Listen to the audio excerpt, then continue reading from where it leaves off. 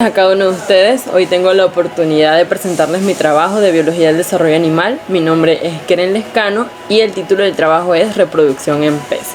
Empecemos. Las estrategias reproductivas de los peces. Conjunto de características que una especie acuática ha desarrollado para tener éxito en la reproducción. Basole, 1996. Existen diferentes tipos de mecanismos reproductivos, como el lugar y tiempo, que son de gran importancia en el desove.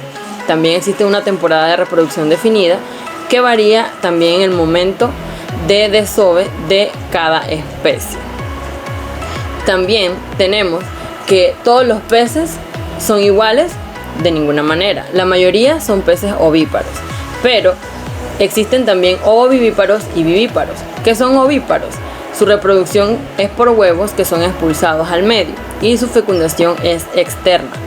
Los peces ovovivíparos, su fecundación es interna y los huevos son retenidos por la madre hasta su eclosión. Existen peces que son vivíparos, que ellos expulsan a sus crías juveniles ya dentro de su madre. También podemos mencionar que es importante saber la ovogénesis y la espermatogénesis de los peces. Es por ello que voy a dar una breve explicación. La ovogénesis se divide en 5 pasos: la proliferación celular, el estadio de crecimiento primario, el segundo estadio, la vitelogénesis, la maduración final y la ovulación. Luego de la ovulación es cuando el pez hembra puede ser fecundado por el macho y entonces ocurre lo que, expulsa los huevos y después se fecunda y ocurre lo que es el nuevo ser. Ahora vamos a hablar de la espermatogénesis. También mencionando de la ovogénesis, el desarrollo ovárico de la hembra dice que se observa en la imagen.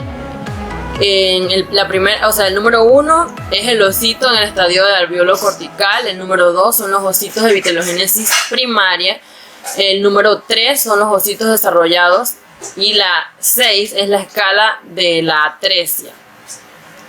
De ahí podemos pasar entonces a la espermatogénesis, donde se dice que tiene 3 etapas, donde está la proliferación mitótica de la espermatogonia, la proliferación meiótica de espermatocitos y la meiosis primaria, que se generan los espermatocitos.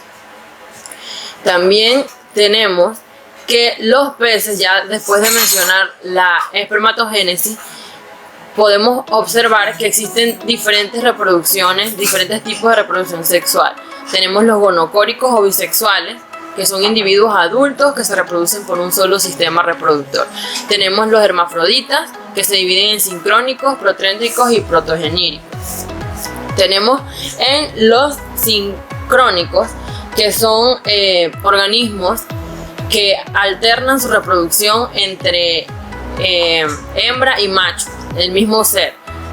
También tenemos los protogeníricos, que ellos al inicio de sus vidas son hembras y al final de sus vidas se transforman en machos. Y tenemos los protróndricos, que ellos al inicio de su vida son machos y culminan siendo hembras. Un ejemplo de los protogeníricos son los Monopteris albicans, y ejemplo de protréndrico tenemos la Ostrea edulis. En los sincrónicos tenemos un ejemplo que es Argopecten purpuratus. Son 3 ejemplos de organismos hermafroditas. Muy bien, en los mecanismos de reproducción tenemos el lugar de desove y el cuidado parental. En el lugar de desove podemos observar que varía de acuerdo a las condiciones requeridas por la especie. Cada especie presenta requerimientos para su reproducción. Son exigentes, muy específicamente exigentes en el agua, como es si es agua fría o es agua cálida, si el agua es oxigenada, si el agua tiene los nutrientes necesarios para los padres. Ahora bien, si por ejemplo, la trucha arcoíris vive en un lugar ella se traslada a otro para que pueda desovar. Y en ese otro lugar tiene que tener el oxígeno necesario para ella subsistir y también para su desove. Macrobrachium, en su contrariedad, se desplaza a lugares salobres donde no hay casi tampoco oxigenación para tener sus huevos. Entonces hay lugares específicos para que las especies de peces puedan tener el momento de desove. En el cuidado parental se observa cuando los peces hacen tipo camadas o lugares de protección para los huevos, para que su entorno no les afecte y entonces pueda haber éxito en su reproducción. Ahora pasamos a los mecanismos de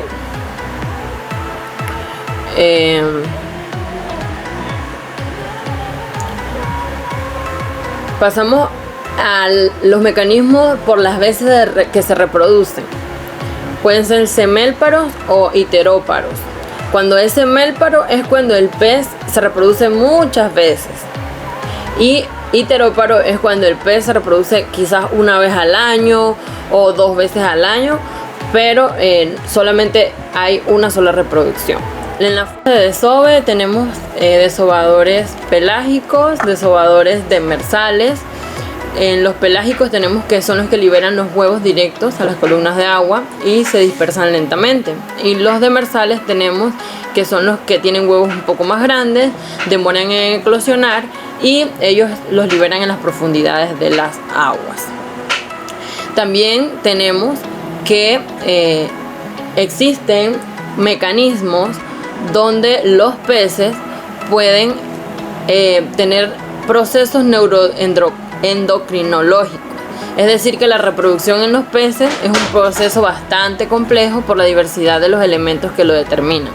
Existen eventos reproductivos que están sujetos a múltiples estímulos del ambiente y de demás organismos. También tenemos procesos que ocurren debido a los mensajes químicos que ocurren a nivel fisiológico por las hormonas. También podemos decir que existen órganos que están relacionados con el proceso de reproducción. Tenemos el sistema nervioso y el endocrino de los teleosteos que actúa conjuntamente y con coordinación en los eventos reproductores. Presentaremos un video donde se muestra más ampliamente la reproducción de un pez y deben leer lo que dice el video.